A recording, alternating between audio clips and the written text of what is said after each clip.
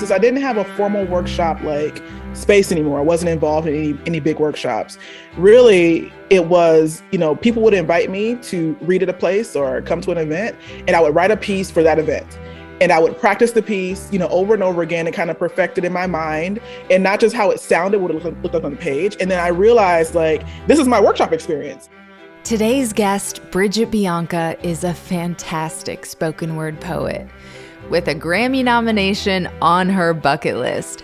And it was so interesting to hear her describe the interplay between performance and her writing process. She also shared a valuable lesson she learned in grad school. The professors would say, don't write for the table, and they meant it. And I should have listened, and now I listen more, right? I'm like, okay, now I see why you were telling me that, because I was trying to write to fit in, and it was working to fit in, but it wasn't making me happy. So if anything, Otis taught me to follow my heart and follow what I believe is right, and to hear the critique, whatever, take it in or don't, but to still keep path with what I want to do.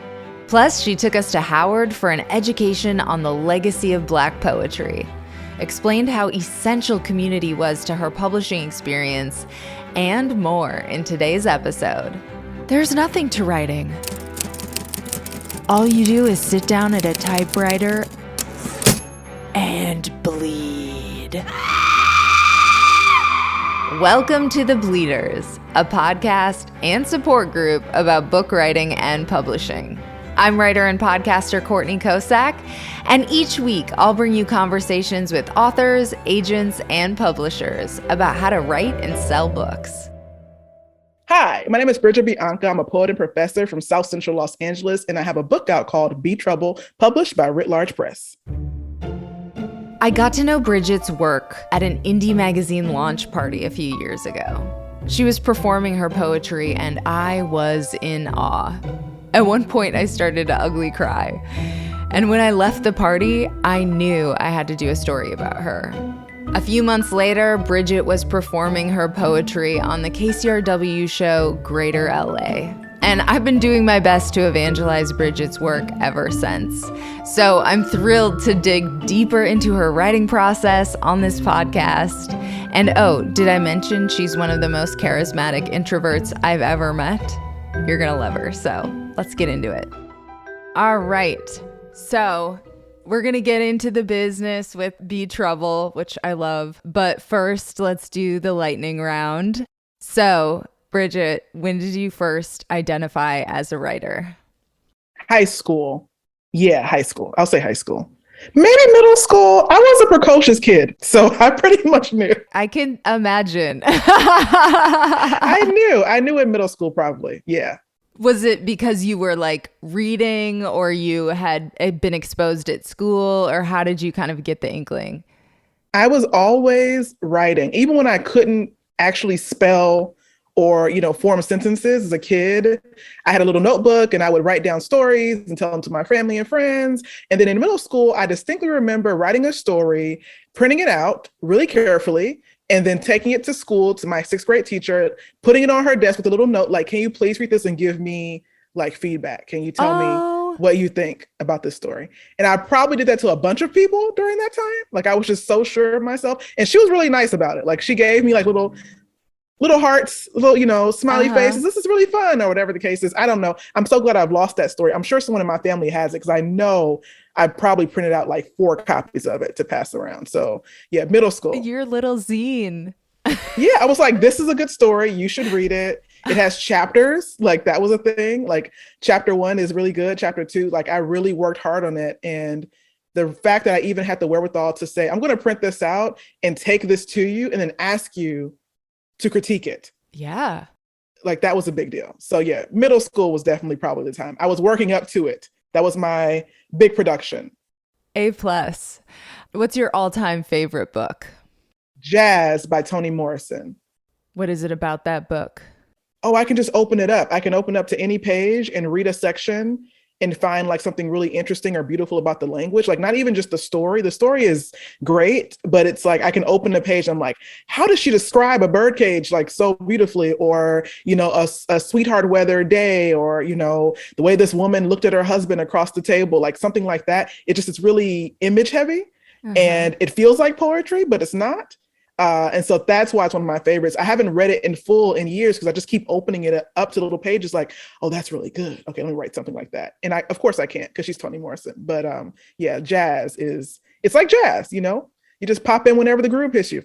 I love that. And I love just popping in for little nuggets of inspiration too. That's amazing. What's your dream, like fantasy writing routine? Oh my goodness. I'm looking at it. I have a window seat. If I could sit at that window seat, it's sunset, the sky is pretty. I have like some light Beyonce playing in the background, something from her slow jams is on. I have one of the million notebooks that I own in my lap, a pretty pen, and I'm writing, my neck doesn't have a crook in it, all that stuff. That's the perfect dream writing scenario. Oh my God. So are you living it on the regular? Is that your Absolutely real not. writing routine? No, absolutely not. My real writing routine is it's late at night. It's probably 3 o'clock in the morning. So morning, actually. I'm in my bed, either perched on the side of it or laying back, phone hovering above my face, notes app, thumbs just like rolling, like trying to get as much as I can down, possibly dropping the phone in my face, maybe yawning, kind of sleepy, repeating the poem out loud to myself over and over again. No music, because I need to like think clearly. I get distracted easily. So no, the actual is a lot less glamorous, but it gets the job done. Yeah. Oh, that's so interesting too, because kind of your spoken word plays into your writing process, which Absolutely. we'll get into that. What's one piece of writing that makes you jealous you didn't write it? I was thinking hard about this question, okay? Because one, I'm so cocky, Courtney. Like, my goodness, like there are things that are great. I'm like, yeah, but I got, I got something that's pretty good. I don't know. But I will say I was recently teaching a book by Nate Marshall called Wild Hundreds. And we're reading a poem called Pallbearers. It's a poem style called The Sestina. And I'm just insanely jealous of any contemporary poet that can write a sestina. It's so complicated in my mind. It has so many working parts. You have to have 6 words that go in a certain order for 6 stanzas, a different order every time. Like it's so much. Whoa. And I've written one in my life, like one in the past, like 10, 15 years. And every one I try, I'm like, no, that sucks. And so to just open this book, I'm teaching my students, like, here's a poetry form. And the whole time I'm like, damn it, why didn't I write this poem? This is so good. This is too good. So yeah, and everyone who writes those, I'm just jealous every time. And then I try to write one and I'm like, no, it sucks. So I have like a bunch of half sestinas that are like 3 stanzas or 4 words or something weird like that. I mean, that just made me think of golf. You know what I mean? Poetry is like the writing golf because the form can be so specific if you want to tackle a certain form. That's fascinating. Right. And I'm not big on form normally, right? Uh-huh. But I get excited when I see somebody do it really well. And I'm like, you got it. Like you did a sonnet, you did this, Elizabethan, whatever. And then I go and I'm like, yeah, forget all that. Just let the words roll how they're going to go. Or I make up my own like rules. So it might be a form in somebody's mind, but for me, it's just the way that it came out. Like I just decided I'm going to do it this way. So constraint is fun, but I'm not always good at following the rules. Yes. Love that. Me too.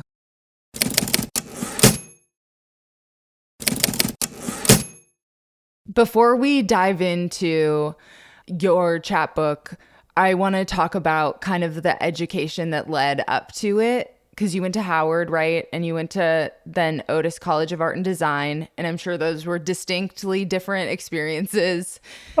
Oh my God. Very, very different. Yes, very different. So like how did Howard imprint on you and your poetry journey? And then we'll get into Otis. Oh my gosh. So first of all, I want to go to Howard since I was 11 years old. So like I was set. I was pretty set. Middle school was a time when I was making plans. Okay. I was pretty sure about stuff. I got to Howard and there was just Black literature everywhere, right? Like just surrounding you in every nook and cranny and corner, so much history. And so I really got a chance to like study Black literature in a really in-depth way and see just the diversity of the tradition, right? That there's so many traditions within it. And then there was also like a thriving, literary scene just happening in DC, happening around campus.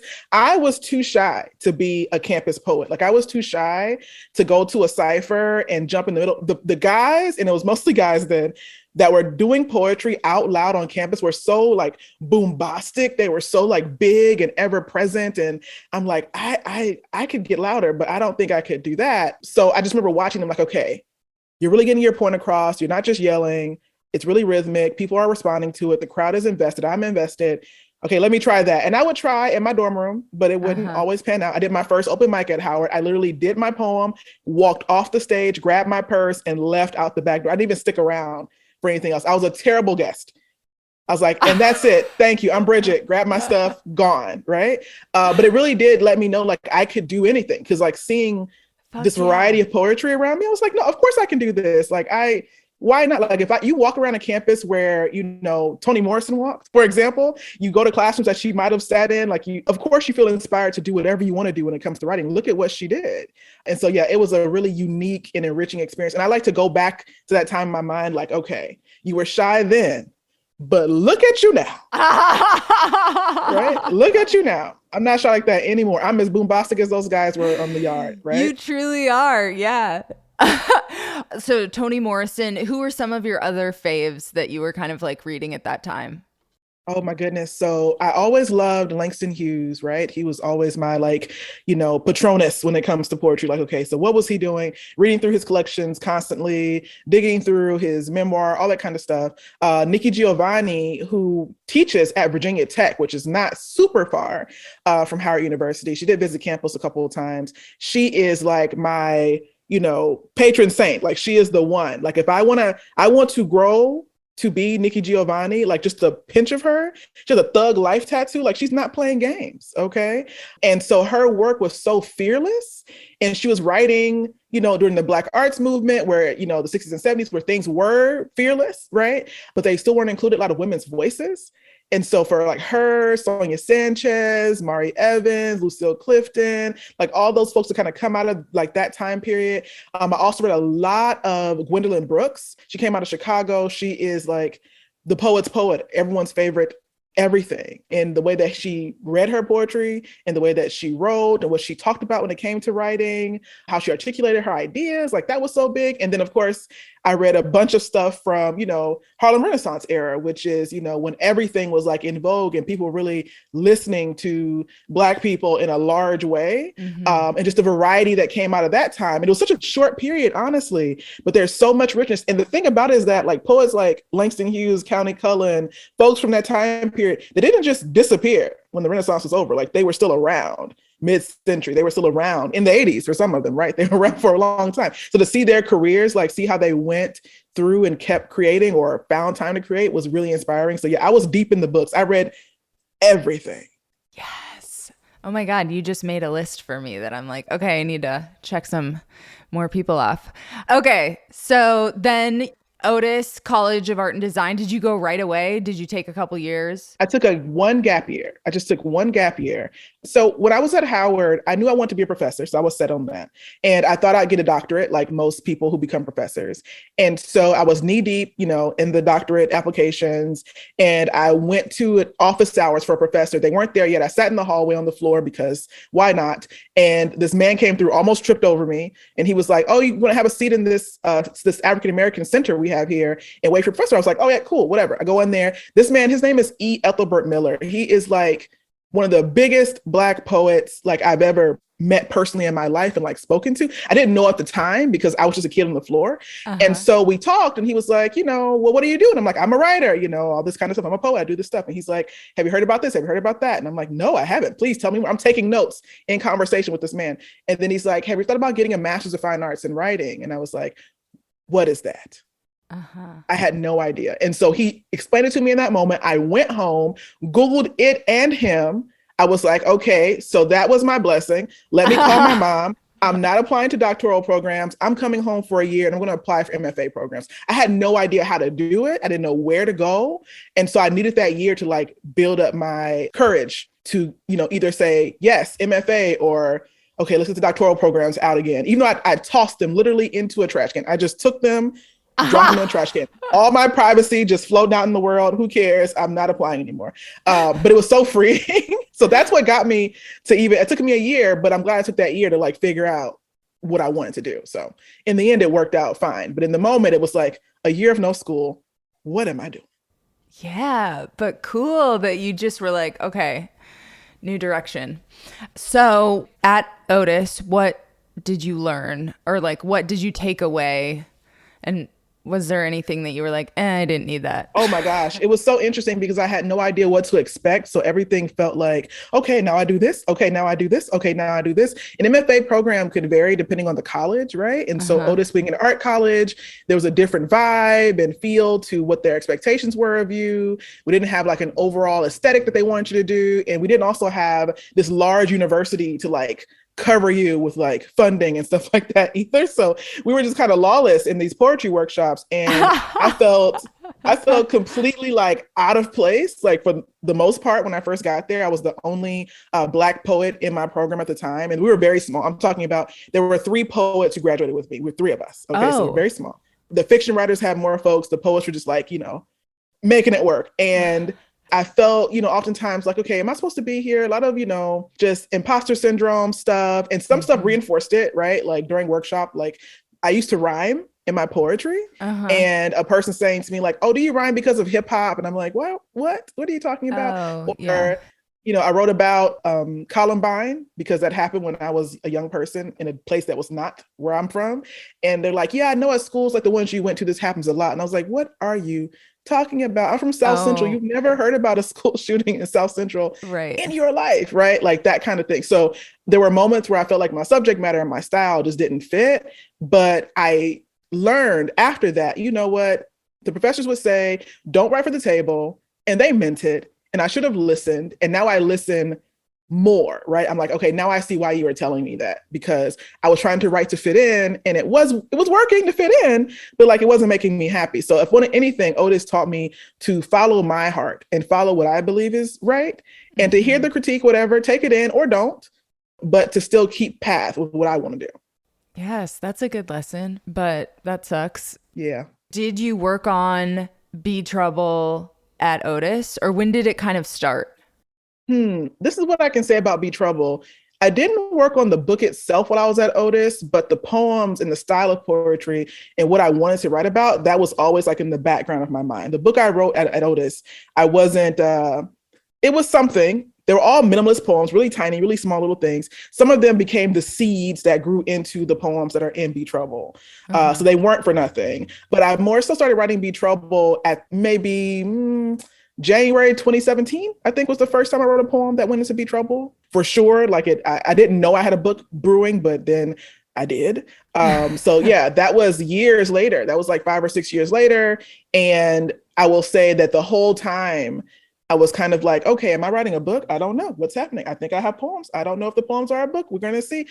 And then finally I looked up, I had all these poems. I was like, oh, I think I have a book. Let's organize this stuff now. So yeah, so 2017 to 2019, pretty much, if not 2018, honestly, I wrote most of these poems, if not all of them.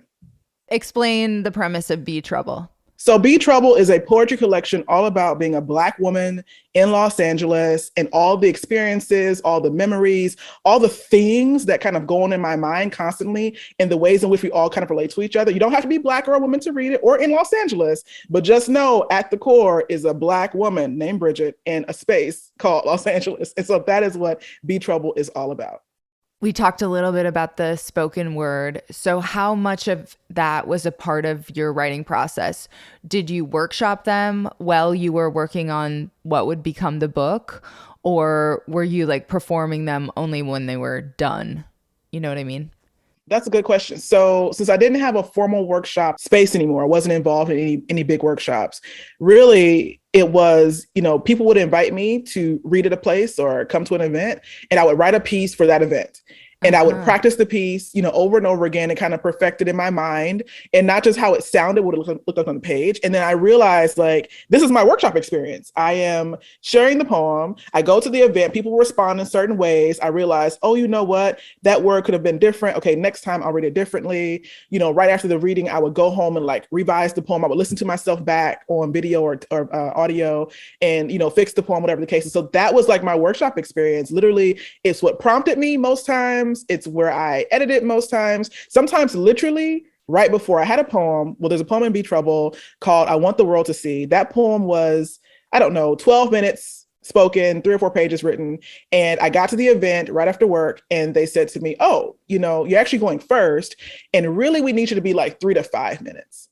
And I was like, okay, my poem is very long. So I sat in the parking lot, no lie. And in about 15, 20 minutes, I revised that poem in the parking lot to make it 3 to 5 minutes. And that is what is in Be Trouble Now. It has not changed since that moment.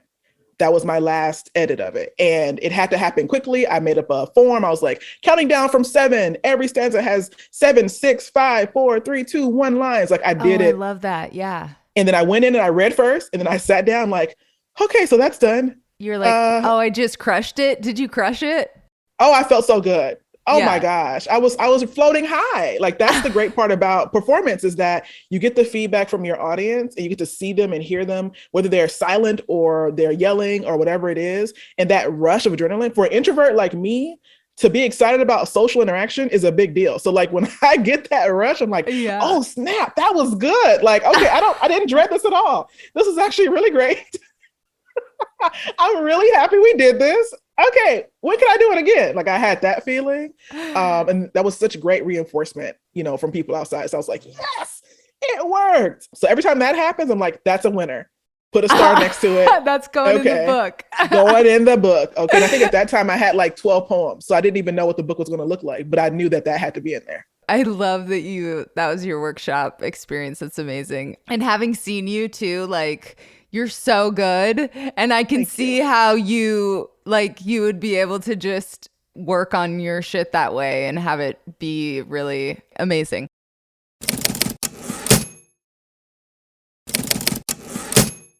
Now that you've learned how integral performance is to Bridgette's writing process, I want you to hear Bridgette's talent for spoken word in action. All right, I'm Bridgette Bianca. I'm a poet and professor from South Central Los Angeles. Represent.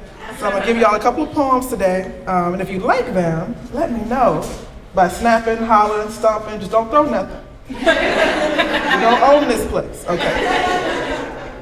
This first poem is called A Message for Uppity Negresses, like me. And you too. I know what you're thinking when you see me. She thinks she all that. She thinks she too good. She forgot her place. She thinks she better than somebody. Well, the elders told me I had to be twice as good, twice as nice, twice as smart, twice as fast, twice as strong, twice as clean, twice as polite, work twice as hard to get half as much as you, and here I am. Lapping you in every race, outperforming, outlifting, outlasting, outplaying you in every match, still fighting for what you leave as table scraps, and you, a pseudo-intellectual, a so-called conservative, liberal, progressive, feminist, suffragette, realist, socialist, and ally are jealous of my oppression. You hastily throw on your sheerest victimhood to prove you too have been discriminated against. Someone once called you racist and you were aghast. You too have experienced sorrow and suffering, and only your brown nanny or only your black mammy was there to kiss your boo-boo. You too have experienced You too, right? Okay. You too have experienced words just as bad as nigger with a hard ER, such as mayonnaise, snowflake, paleface, and Becky. You too have grappled with the burdens of history. The weight of ancestral guilt is too much to bear. You are tired of apologizing for your privilege. It is unfair that we all have issues, but only I, brown, black, migrant, immigrant, indigenous, imported goods gone bad, exported goods marked return to sender, feather headdress and fried chicken come home to roost, only I expect handouts, a leg up, a head start, some type of affirmation of my humanity because I am lazy. Even as I work twice as hard, am twice as polite, clean, strong, fast, smart, nice, good. And the elders taught me to be humble and keep my head down, and you never notice me, so I don't dance in the end zone. I don't beat my chest after I score. I just adorn myself in the kind of things you would call tacky, ratchet, ghetto, until you manifest my destiny, repackage it to be cool, urban, tribal, ethnic. And then you tell me you didn't even notice I was black. You say You say we are all one race, all lives matter. I know better, but you demand, I concede and repeat. You try to pacify me with your colorblind mythology, the way you once used Christ on the cross to tether me. The way you once used Christ on the cross to tether me. The way you once used my Christ on the cross to tether me, even after the chains were off. You say you don't notice, but I think you do. So I want you to know, I am all that. I am too good. I know my place is first, and if you have to ask, then I have to confirm the rumors are true. I am better than you.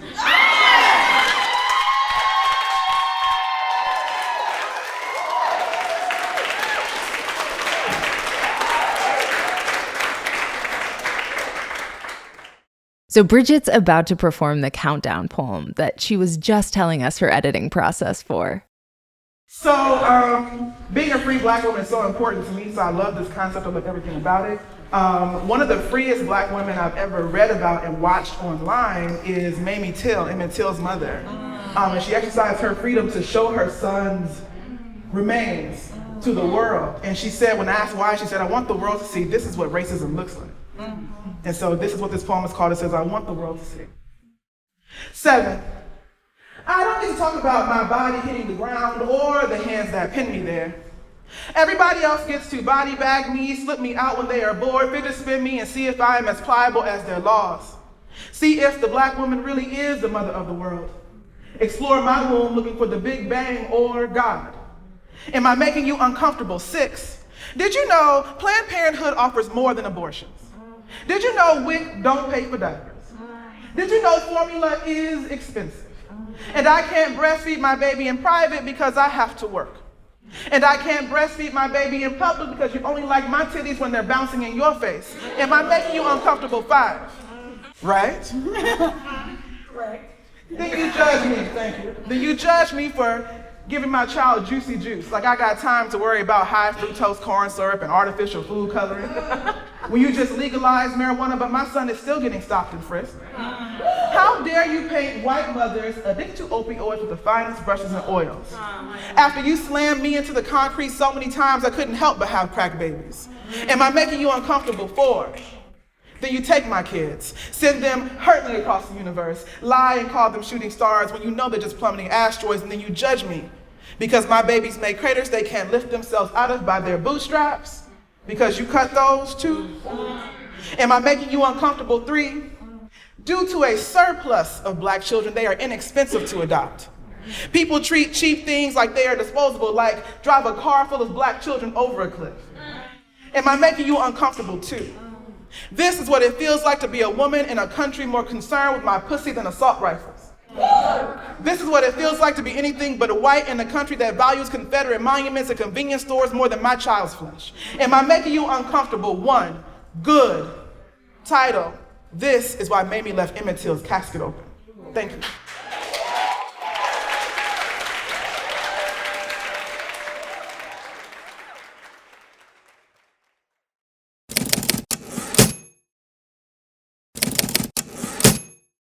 The poems in the book are divided up into 4 sections. Mm-hmm. And when did that come out and kind of like the themes? I guess the themes probably came as you did the poems, but like the title and stuff like that.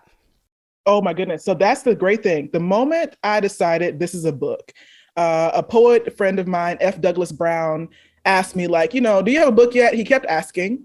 And he'd asked me multiple times, and I'd said, no, I don't have a book yet. I know what you're talking about. And I'm like, okay, yeah, I got something. I can send it to you. I grabbed all the poems, corralled them from my cell phone, Google Drive, various notebooks, put them together. And then I realized, okay, I need sections because this is not going to make sense if I don't have sections. So I literally just made the sections. I had these titles in my mind, that fit themes that I knew were in my poem. So that's the great thing about being an English teacher. I'm like, I know a theme when I see one. Right. So I knew the themes were there. The titles fit. They came naturally. I created all the sections, and then I would just like plop the poems into different sections until I felt like they fit. And then I sent it to him. So then I had something that was like proof that it existed. He's like, this is great. Then later on that year, my publisher now, Chiwan Choi, was like, I heard you had a book. And I was like, I do. He's like, can you send it to me? Literally in the moment at a bar. I'm in a bad mood, right? I had to drive all the way from my job to the bar. I don't drink alcohol, so there's no relief. And I sent him the Google Doc.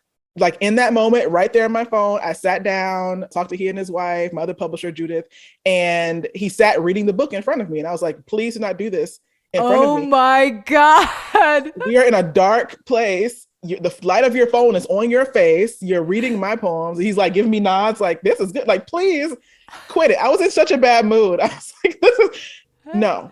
I don't have anything to keep my anxiety at bay because you're just quietly, reading this book. And then he said, spring 2020. And I was like, spring 2020 for what? Like, what does that mean?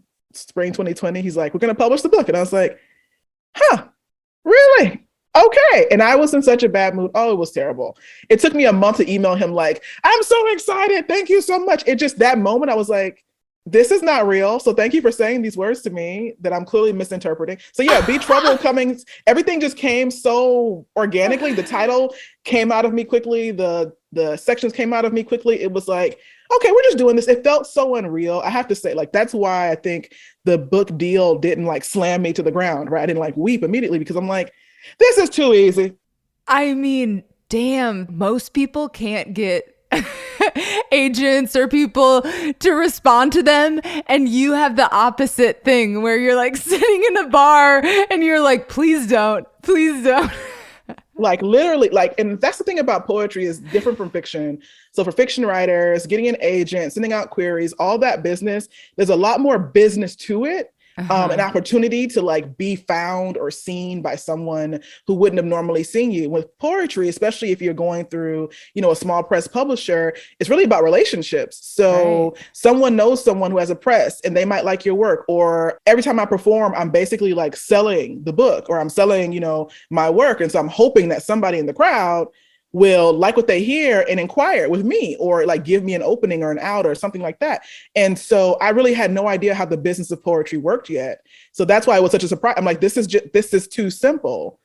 You're going to just send me a contract now? Like, what are you talking about? But is that how they knew of you because of all the reading that you do around? Absolutely. Chiwan, I'd met at one of the first readings I'd ever done at Art Share LA. F. Douglas Brown was the host, and it was an unfadable reading series in tribute to Sandra Bland.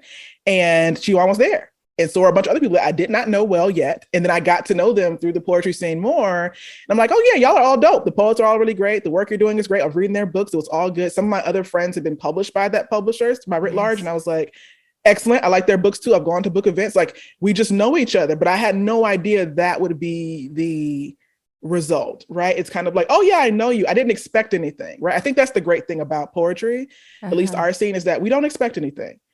I want you to come with your good poetry, do your thing, snap, clap, stomp, holler, whatever it is, and enjoy. Like in this moment, I'm not expecting for me to make it big because you saw me, because we're all just trying to make it. Like, I think that's also part of it. We're all scrappy. Like, okay, next event, let's try it again, So, yeah, I'd already met Chiwan and Judith, his wife, who's also my other publisher. And I was like, yeah, y'all are dope. This is great. Okay. And it's like, oh, you mean me too? You want me to be a part of the, okay. Okay. Let's see what's going to happen here. So yeah, it was just like a dream come true. It was like, pinch me. This could not be real. Was there an editing process, or he was just like, we're doing this? So the great thing, and I'm so happy about this, because editing can be really tough to do on your own, but especially if there's a stranger, kind of picking through your work, doesn't know you well, doesn't know how you read out loud to like give you suggestions, or how you write, doesn't know anything about your process. Thankfully, I looked up and Chiwan was my editor, and I was so happy. I was going to ask him anyway to like give me his feedback, but he was my editor. We have a great working relationship. So he sent me comments. I sent back, comments or rebuttals of like, no, that can't move. It has to be, that's a Black girl thing. I'm so sorry. It has to stay in there. Or, you know what, you're right. And then I remember I decided to take out an entire section from the book. There's a ghost fifth section of love poems that I took out of Be Trouble because it just didn't fit in my mind. Like, I was editing in the book at parallel to Chiwan, and he was like, okay, but wait, what about these, 3 or 4 poems that, and I'm like, okay, where are they going to go? So you need to help me figure out where to put them. The whole sections can come out. And so he really was so helpful in like knowing how poetry books are shaped and formed in a larger way than I do. And so he could really see the vision about which poem should go first, which should be last, how to transition between the poetry. It all made so much sense to me. So I was so glad that I had a publisher and an editor that really cared about my poetry and not just what sells, what looks good, what feels confusing. Because some editors can, I don't get it. So why is this in the book? Or this is making sense to me. He really asked really great questions that let me explain without explaining the poem, but just simply giving context that maybe he needed for the pieces. So it was a really great experience. Amazing.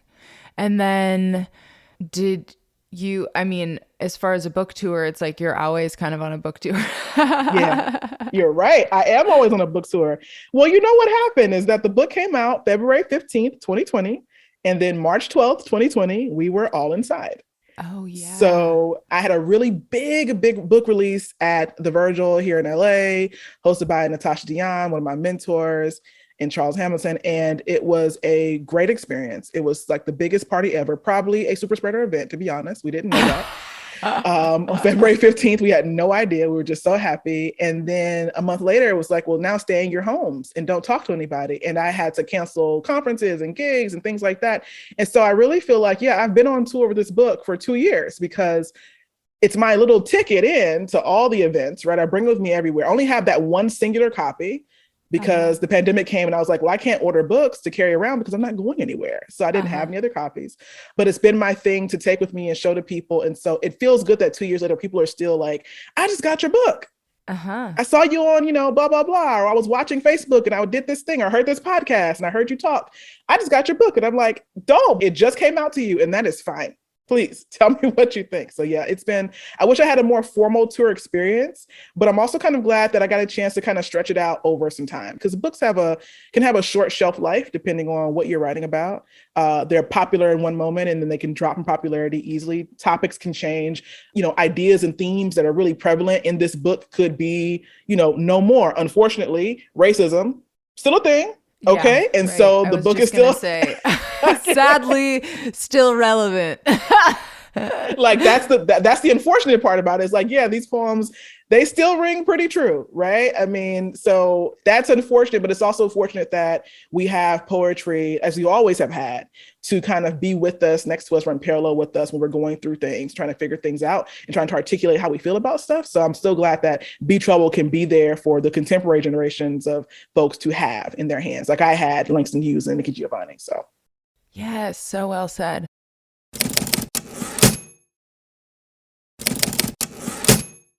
As an English teacher, what's like one thing about writing that you hope to impart, like one little piece of wisdom you hope to impart on your students? Oh my goodness. So I teach mostly compositions. I don't teach the fun stuff all the time, but I teach them that all writing is worthy.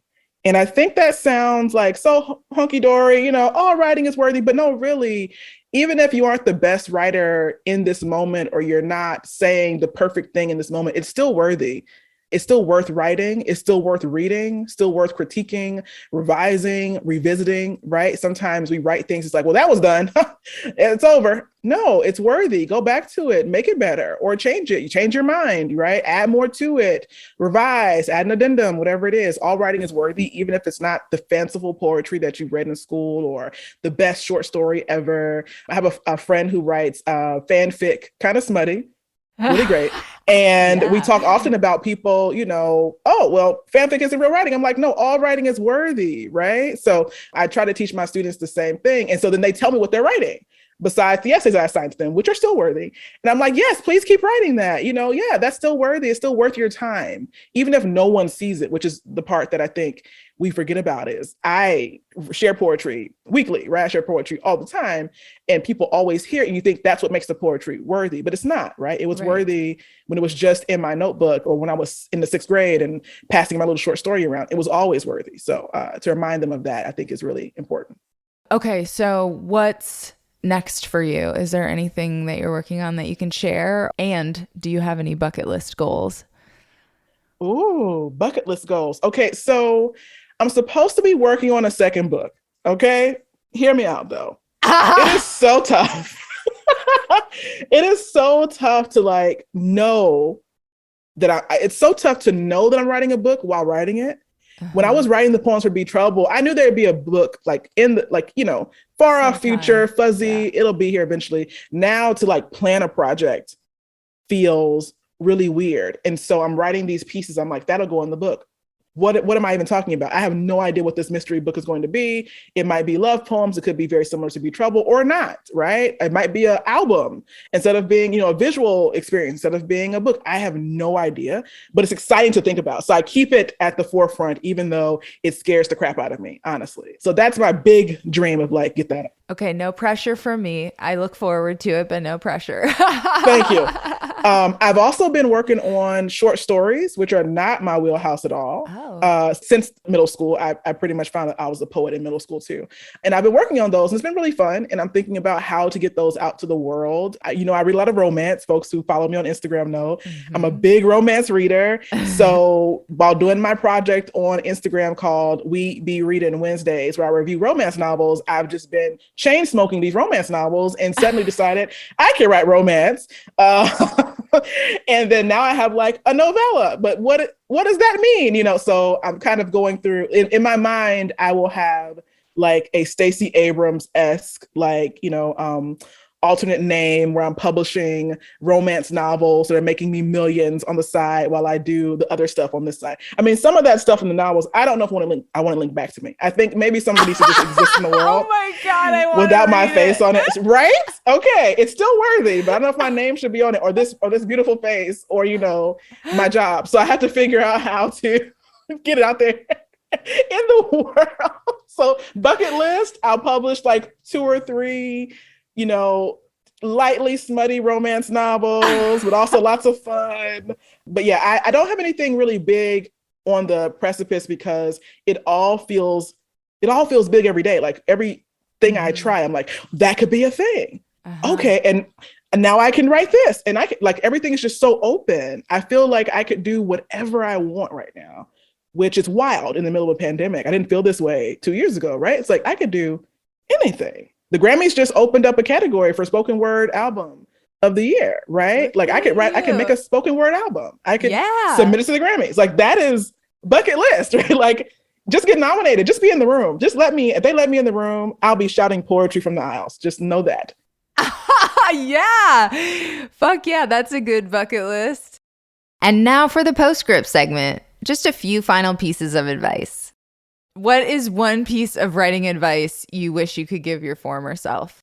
Ooh, I thought about this long and hard. I came up with a 3-word answer. Okay. Oh. Fuck everybody else. That is my answer. That's the advice I would give myself because I gave a lot of fucks about other people back in the day. And if I had just known, fuck everybody else, things would have gone so much better for me. Yes. And now I'd have to remember that. And I need to put a sticky note behind me. Fuck everybody. Or I'll make it a little bit more parent friendly.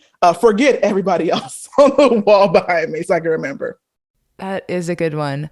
What's one tip for writers trying to get a book published?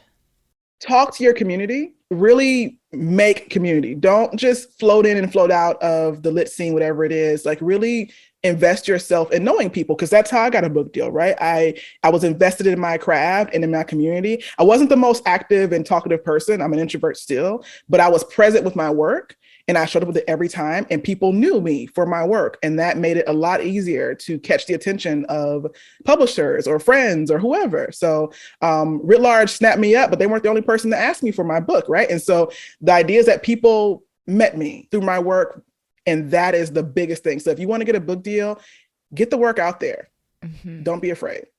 What's your all-time favorite piece of your own writing? I am too cocky for these questions. Because every week it's different. Every week I'm like, damn, Bridgette, that was good. All of it, yeah. Okay, but recently I've been reading to myself angrily, honestly, a poem about gentrification. I live in South Central LA, and SoFi Stadium has done a number on my neighborhood.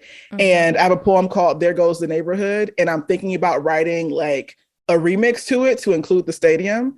And so every time I read that poem, I'm like, yeah, that's right. Yeah, that's right. Oh, that was a good one. Every time I hype myself. So I think that's probably right now one of my favorite pieces of writing that I've ever done. Were you performing that before the pandemic? Because I feel like I've seen that. Have I seen that? Yeah. Yes, you have. It was always a favorite. It's just a little bit longer. and I get angry in the middle of it and like Yes. kind of like lose my breath. I'm like so pissed off about it. So I stopped reading it after a while. I was like, y'all, I'm so sorry because I'm like shaking upset up here. So let me stop. But now I know. I don't know if it was that one, but you like made me cry, ugly cry in the room. And I was like, that is so weird to witness, but also like it feels really good. Like I'm just saying stuff and people are crying. That is wild to me. But also that's human empathy and like compassion and like that. I cry when I listen to poetry. So of course, right? But like to be on the mic and like look out and see somebody like wiping a tear away or like, you know, turning their head a bit so people can't see them. It's hypnotic. It's like, that's power. I'm doing that. Like low key, it's scary. It's like, yo, should I stop? Like, should I stop? Because you shouldn't be. I had one lady crying so hard. I'm like, it can't be me. Like, I must be reminding you of something else. And later on, she came to me like, yeah, you know, the poem you read reminded me of this thing from my childhood, blah, blah, blah. And I was like, woo, because if it was just me, I can't do. I'm so sorry. Like I felt so guilty for her. Like she was quietly weeping, but she was weeping. Oh, and I could like see her and I'm like, oh, please let me not look at you because I think I'm making you cry harder when I make eye contact. But yeah, it's something. And it's a power that I think poets and other writers, we understand that we have. And so we need to wield it with grace. It isn't about, I want to make everybody cry every single time. It's like people might cry. Right. And so now what do you do with that? You take care of your people. So you don't like, you know, twist the knife deeper. Like you think about that of like, oh, am I just like trotting out things that make you cry? Or am I giving you a chance to like release in this moment? I'm not just like stabbing you over and over again. This is really hard to hear. Like, no, actually you needed to release those tears right now because this is a thing that's hard to hear. And maybe I'm putting words to a thing that you couldn't articulate before. And that's why you're crying. So I had to take it in. I'm like, oh shit. Okay. Yes. Amazing. Okay. So, I mean, your Instagram series is amazing. Where can people follow you and connect with you online? Well, everyone can find me on Instagram every day, every moment of the day, too often days. I'm on Instagram every day at Bridgette Bianca. Also on Facebook, not quite as often. If you want to get to the true tea and the ridiculousness of me, you got to find me on Instagram. I also have a website, bridgettebianca.com. It's going to be updated over the summer with new pictures and fancy business and links to podcasts and all that stuff. And if you're on Twitter, I'm on there too, but I just talk about Beyonce on there. So, I mean, if you want to just talk about Beyonce all day, come on over to my Twitter, the Bridge Bianca. We can just talk about Beyonce and curse out racists literally all day long. That's literally all I do on Twitter. I post nothing of academic or literary value on Twitter. I'm just like, Beyonce removed all her profile pictures. What is she doing? Is she dropping an album? Like that was me for like 2 hours on Twitter last night. So brace yourself for the Beyonce onslaught. Oh my God, this has been amazing. Thank you so much. Thank you. Thank you for having me. It's always fun to talk to you. And that is it for this edition of The Bleeders. If you missed the last episode with food memoirist Hannah Howard, make sure to go back and check it out. Here is a little preview. As I was feeling daunted by this big, I think my contract said 60,000 words. I believe Feast is like 75,000 words, which is pretty much like a medium-sized book. It just sounds like a lot of words, 75,000 words. But I was really good at writing 1,000-word essays. So I told myself I just have to write 75 1,000-word essays. I am so glad you joined me for this edition of The Bleeders. Writing is so much better with friends. I'm your host, Courtney Kosak. Hey, let's connect on social media. I am at Courtney Kosak, Kocaak, on Twitter and Instagram. And make sure you're signed up for The Bleeders companion Substack. The link is in the episode description. And I hope you'll come back and join me on Friday for a special treat. In the meantime, happy bleeding!